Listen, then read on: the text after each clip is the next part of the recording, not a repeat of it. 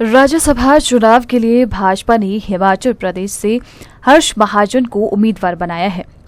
Party की तरफ से हर्ष महाजन ने गुरुवार राज्यसभा के लिए अपना नामांकन दाखिल कर दिया है।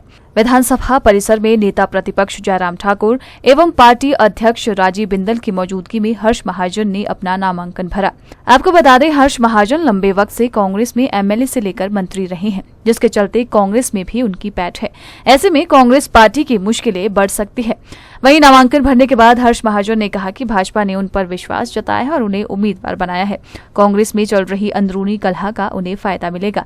वहीं उन्होंने कहा कि कांग्रेस के कई सदस्य उनके संपर्क में हैं। आने वाले 27 फरवरी को चुनाव परिणाम आने के बाद पता चलेगा कि कितने सदस्यों का सहयोग उन्हें मिला है। पहले मैं बोलना चाहूँगा कि मेरा सौभाग्य है कि मैं भारतीय जनता पार्टी के उम्मीदवार चुना गया और मैं धन्यवाद करना चाहता हूँ तमाम नेतृत्व का, मोदी जी का, अमित शाह जी का, नड्डा जी का, हमारे जयराम जी, हमारे बिंदल साहब का और तमाम इनके नेतृत्व का कि जिसने मेरे को इसका काबिल समझा, योग्य समझा।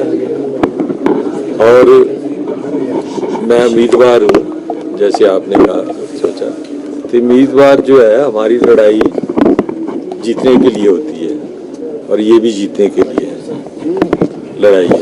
हम कम हो ज़्यादा हो मेरे को फर्क नहीं पड़ता। मेरी जो पूरी उम्मीद है कि जो कुछ सरकार का आज ये हाल है कि सारे पीड़ित हैं, उनके भी और आप लोग भी, तो जितने पीड़ित है वो अपने अंतरात्मा के मुताबिक वोट करें तो अच्छी बात है। संपर्क तो मेरा सबसे है, तो इसमें कोई बात ही नहीं है।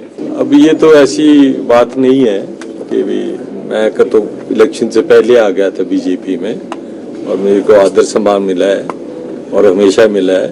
मैं आभारी हूँ सारे नेतृत्व का, प्रदेश की और देश के। तो इसमें कोई ऐसी मेरे लिए बड़ी बात नहीं है।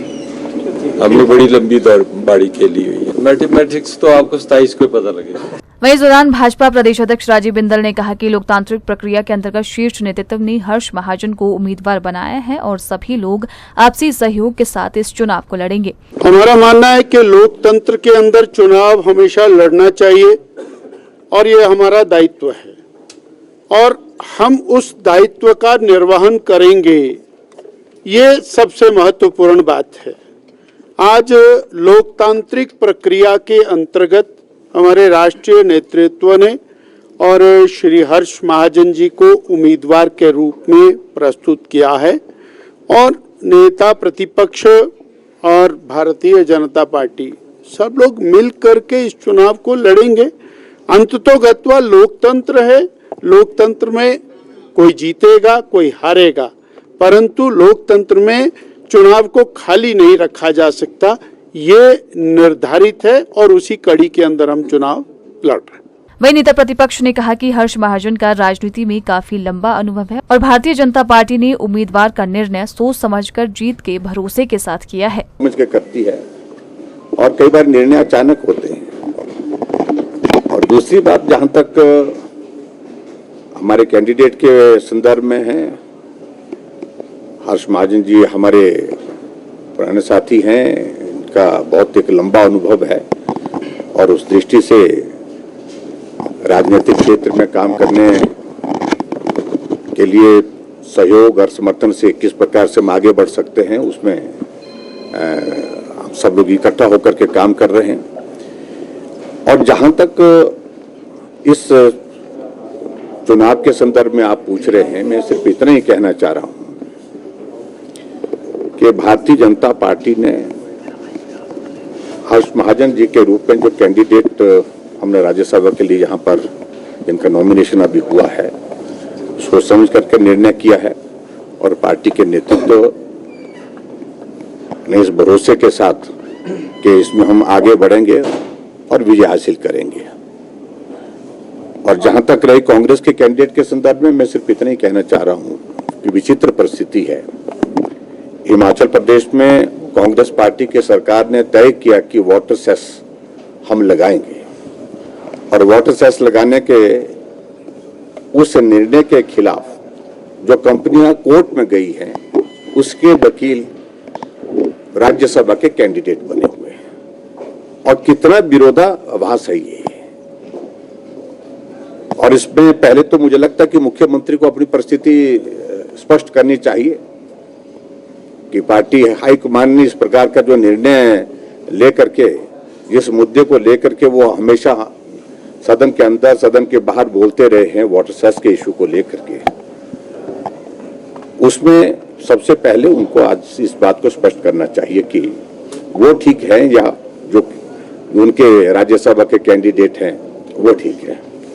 ये भी एक विषय है। जहां तक दूसरे राज्य के संदर्भ में मैं समझता हूं कि हिमाचल बहुत छोटा सा राज्य है और इस छोटे से राज्य में हमारे पास राज्यसभा की सीटें ही बहुत कम होती हैं, 3 सीटें होती हैं, एक सीट क्रमशः आती रहती है।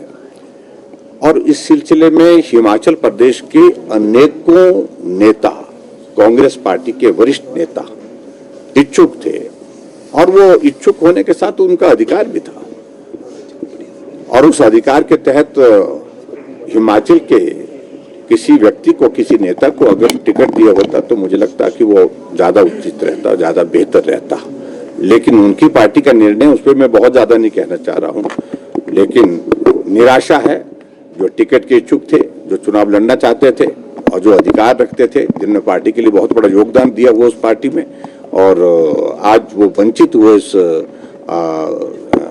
सारी चीज से, तो इसका भी खामियाजा मुझे लगता है कि कांग्रेस पार्टी को आने वाले समय में भुगतना पड़ेगा। देखिए, प्रेशर पॉलिटिक्स का हम करते ही नहीं, विश्वास ही नहीं करते उस बात पर। हम तो सिर्फ एक ही बात करते हैं, हमारा काम करने का तरीका है, काम करने के तरीके में जिस प्रकार से भारतीय जनता पार्टी आगे बढ़ती है और बिना सोचे कुछ हम करते नहीं। इस पर मैं अभी कुछ नहीं बोलूंगा, मैं इतना ही कह रहा हूं कि अंतरात्मा से अपने जो साथी हैं, जो वहां पर बहुत एक पीड़ा के दौर में से गुजर रहे हैं, अंतरात्मा की आवाज के साथ वो अपना मतदान करें। देखिए, जो भी हम चुनाव लड़ते हैं, हम एक पूरे जोश के साथ, पूरी ताकत के साथ लड़ते हैं और इस चुनाव को भी उसी तरह से लड़ रहे हैं।